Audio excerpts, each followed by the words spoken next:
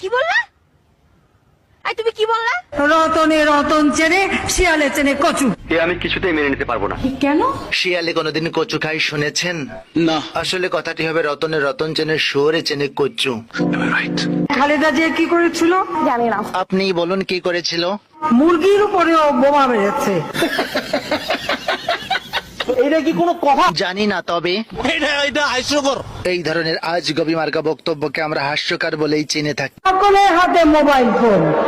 এই mobile phone কে দিয়েছে? কেউ দেয়নি, নিজের টাকা দিয়ে কিনেছি। আওয়ামী লীগ সরকার দিয়েছে। কয়দিন পর তো বলবেন ঘরে ঘরে ছেলে মেয়েও আওয়ামী লীগ সরকার দিয়েছে। শেখ হাসিনার কিছু ভাইরাল বক্তব্য নিয়ে সাজানো হয়েছে আমাদের আজকের এপিসোড। সো দেখতে থাকুন এবং এনজয় করুন।